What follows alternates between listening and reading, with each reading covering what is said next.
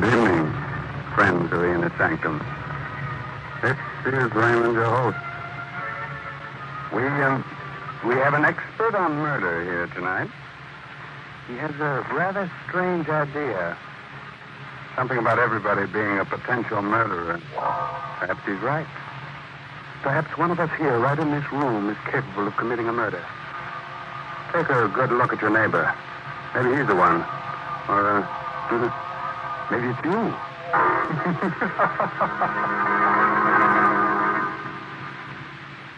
Innocent Mystery, by Hyman Brown, brings you one of Broadway's and Hollywood's best-known stars, Boris Karloff, now appearing in the smash Broadway hit Arsenic and Old Lace.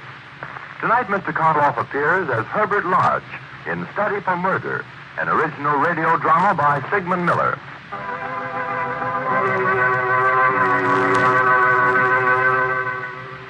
In one of the cells of the death house stands a man, holding tightly onto the bars, a dazed expression on his young face. His alive and precious minutes move swiftly away. The curtain of death draws closer. It is only a few hours before his execution. Suddenly, in the stillness, there are footsteps. For a moment, the dazed expression on Edward's face changes to fright. Hello, Sam. Hello. My name's Herbert Lodge. Are you from the governor? No, Sam. I'm just a psychologist. Oh. My work is to try to keep other people from doing the thing that you did. You can help me by answering a few questions. That's not going to do me any good. No, but you could at least help other people from making the same mistake. I've got to get out of here. I want to live. I don't want to die. You were never convicted of a crime before, were you, Sam? No. No, I never even got a traffic ticket. I never harmed anyone in my life until that terrible night. You believe me, don't you? Why, of course I believe. Please, Mr. Lodge. Please, you said you're a psychologist.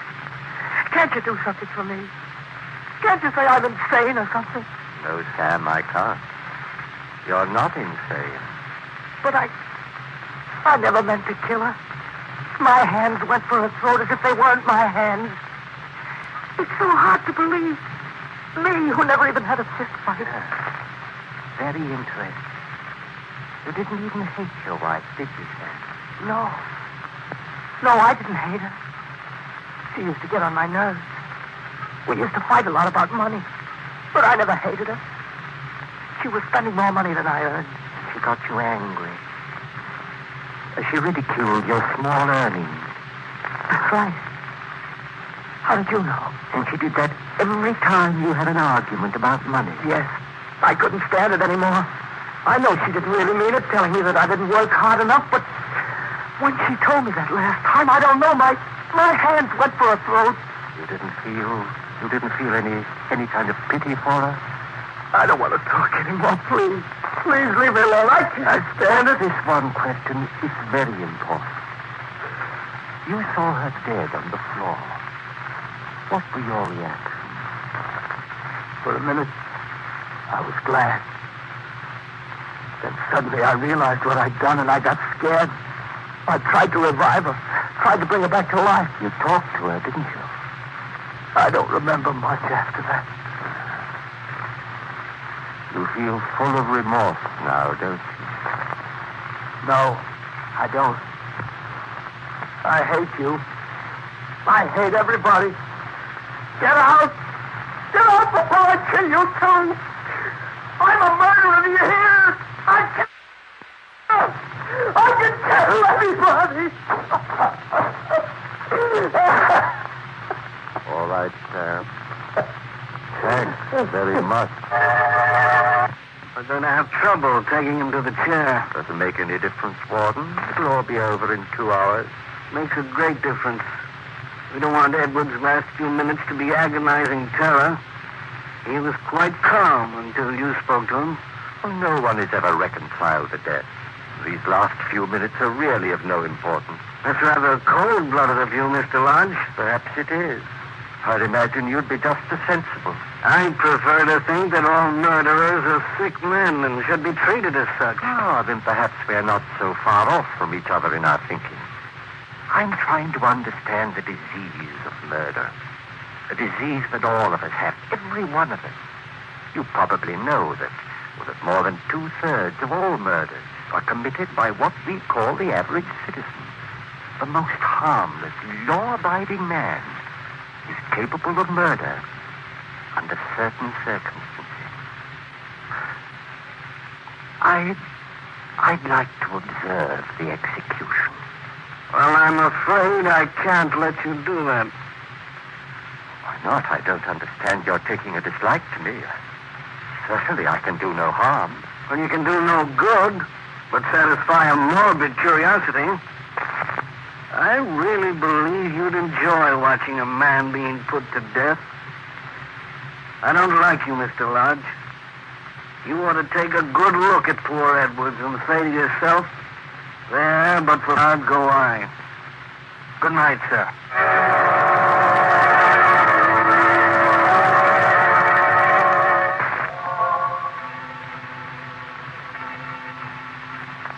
Well, Margaret, Edwards has just paid with his life. I managed to get a lot of valuable information out of him before he went to pieces. Herbert, maybe you ought to take a rest. Stop working on your book for a while. A vacation would do you good. Well, you're not worried about me, are you, Margaret? But no good can come of it at the rate you're going. Why, the only thing on your mind is murder. Oh, you don't understand. I've got to know more about the desire to kill. All of us are capable of murder, and knowing that even I can commit murder fills me with a horrible fascination. You don't know what you're saying, Herbert. I've got to explore the whole field of crime, track down every detail that leads to murder. Everyone I meet is a subject for study, and I myself am my own best subject. I've never felt so keen about anything in my life. I can't stop now. You're playing with fire, Herbert. Well, yes, perhaps I am. But you can't write about fire unless you've been burned. Oh, please give it up. I don't like the underworld people you've been associating with. You mean Whitey? Yes. I can't stand him. Well, I'm sorry, but I'm going to see him again tonight. It's taken me a long time, but I've finally succeeded in forming a tribe of my own. A tribe? What are you talking about? It's the underworld term for gang. Why, you're out of your mind. You've become a gangster. Only temporarily. But as the big brains of the mob, I'm going to see crime and murder from the first row. We're going to muscle in on some racketeers' territory. I absolutely forbid you to do it. Oh, please, Herbert. I've made up my mind. Don't waste your time trying to stop me, Margaret. I don't want to be unpleasant with you.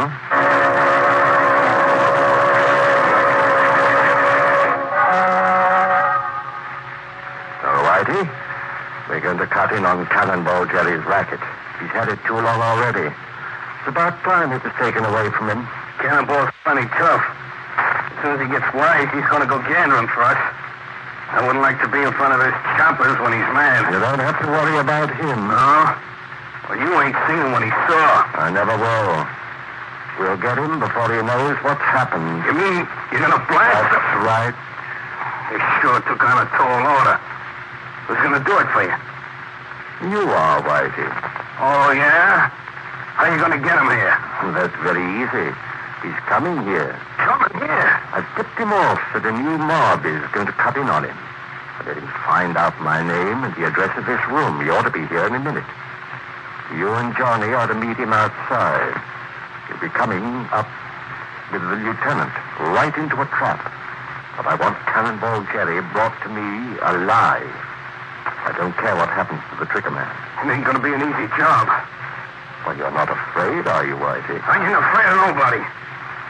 But I've been strictly a stick-up artist. Ain't never had to bump off a guy before. We'll take a couple of the boys with you. You won't have too much trouble. And hurry up.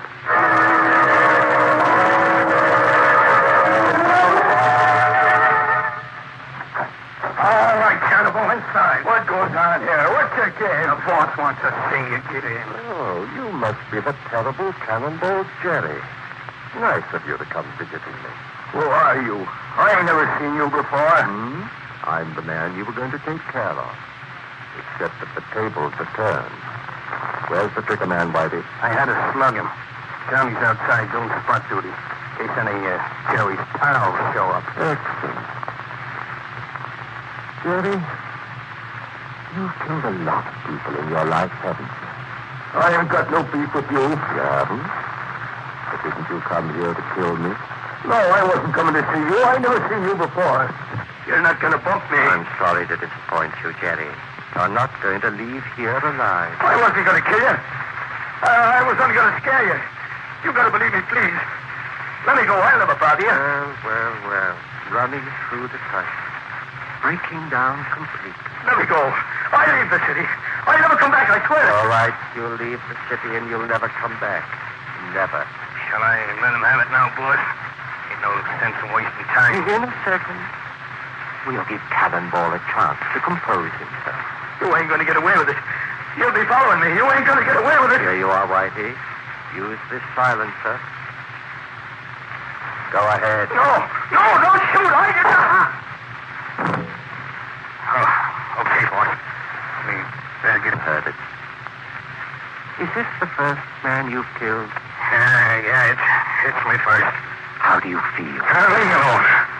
You've just ended a man's life, Whitey. Cut it out. Doesn't it make you feel powerful to be able to lop off 30 years of someone's life in a second? Leave me alone, I tell you. All right. A bit upset. But tomorrow we move in on Jerry's business. Come on. We'll go home. I hope you sleep well. As well as I will.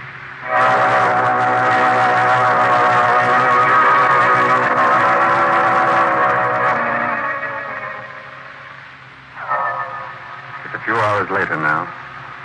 In the small hours of the morning. Lodge asleep. Tosses in his bed as he hears a familiar voice. Hello, Mr. Lodge. Huh? Who's there? It's me, Sam. Sam? Sam Edwards? Oh, how did you get here?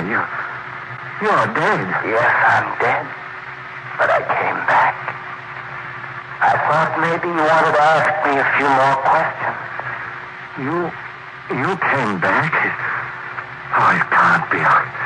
I must be dreaming. I came back to tell you I was sorry about going to pieces. I was scared then. But I'm not scared anymore. Dead people aren't afraid. I'm nothing to ask you. Anymore? You told me everything. No, I didn't answer your last question.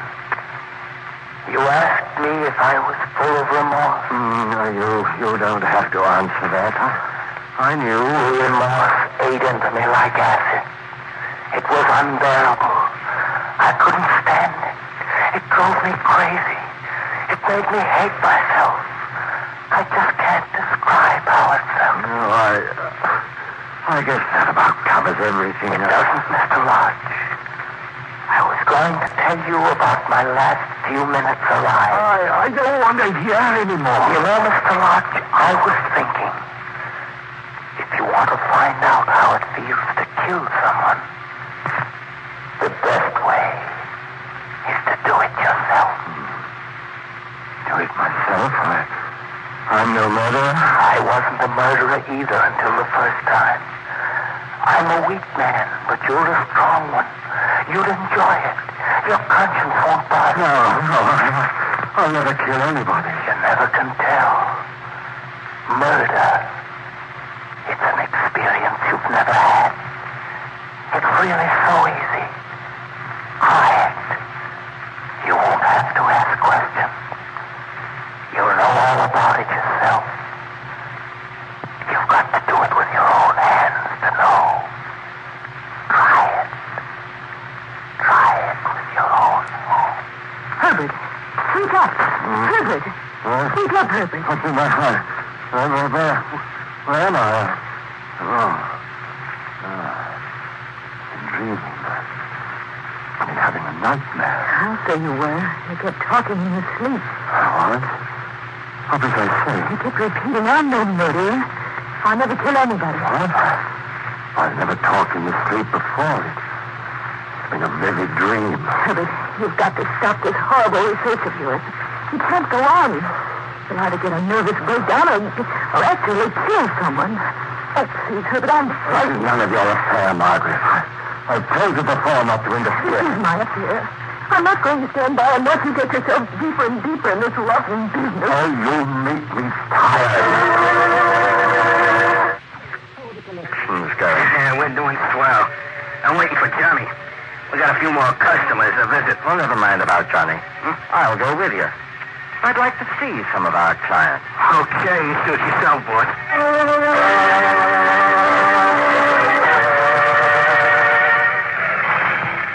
This is Petro's place.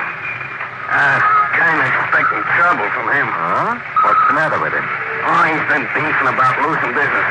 Says he can't keep up with the payments for protection. And he won't beef after today. Come on. We'll go in. Yes. Hello, Petro. How's business? It's you guys again, eh? Well, what's the matter, Petro? Aren't you glad to see us? No, I'm not glad to see you, you crook. Be careful, Petro, careful. You'll find yourself staring up at the ceiling. Now hand over that money. I didn't do no business today. You guys are going to make me go out of business. I can't pay no more. Now, Mr. Petro. Surely your life is a little more valuable than the payment. Behave yourself. Hand over the money. Hey, all I got is $11. I'll teach you a lesson you won't forget.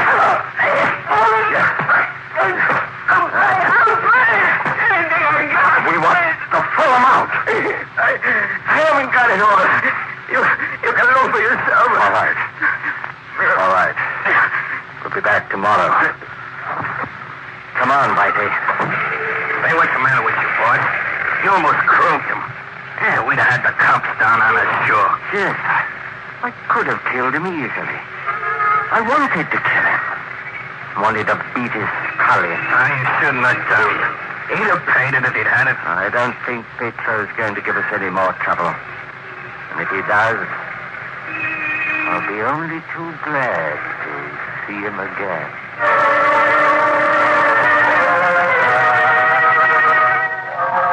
Herbert, what's happened to you? Nothing's happened to me. You look as though you've been in a fight. I told you it's nothing. Now stop bothering me. Oh, Herbert, you're in trouble, I know. Please tell me. Maybe I can help. There's nothing that you can do. I told you before. I don't want you to bother me. I don't know what's come over you.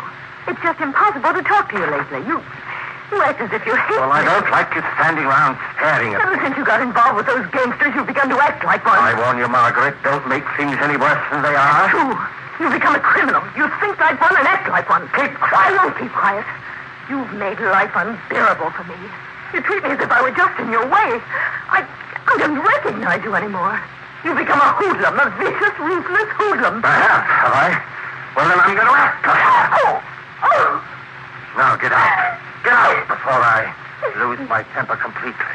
Get out. You know better than the worst of your gang. You don't know what you're doing anymore. You Oh, you. Get away from Once me. and for all, I'll... Get away from me. I won't hear that silly, nagging voice of yours anymore.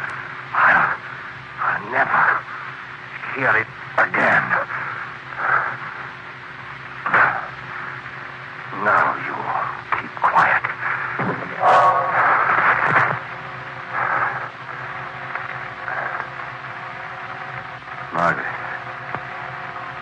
Margaret.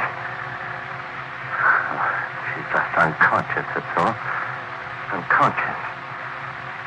Get up, Margaret. I didn't mean it. You know I didn't mean it. I just lost the temper for a minute. Say you forgive me. Please. Talk to me. I told you I was sorry. I tried to revive her, too. Bring her back to life. Sam. Once I started, I couldn't stop myself. I had to do it. Yeah, I couldn't help myself. My hands went for her throat, as if they weren't my hands. Yes, that's it. I didn't hate her. She got on my nerves. Yes, I didn't, Hazel. I didn't. But I've killed her. I've killed her. I've killed her.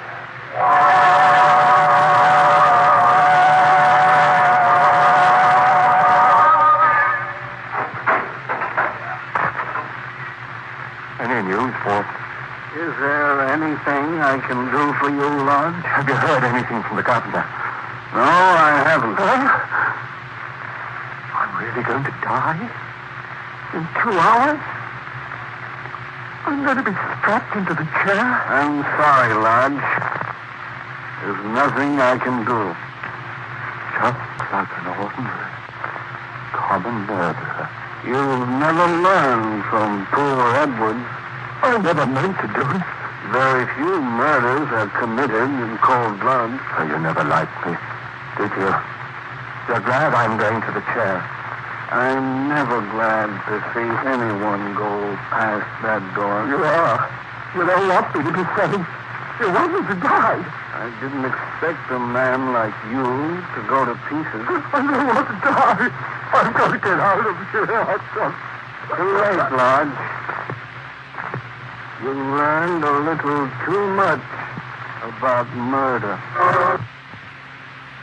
Mr. Lodge, you sure did learn too much about murder. You should have learned to count to 10 when angry. But anyway, I'm sure Lodge will never do it again. That next book he's going to write will be called What Happens After Your First Murder or My First 1,000 Years in the Grave.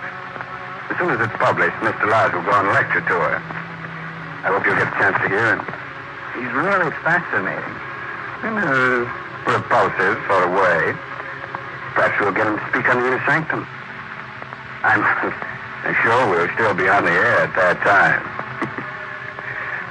For the present, the time has come to close the squeaking door until next week.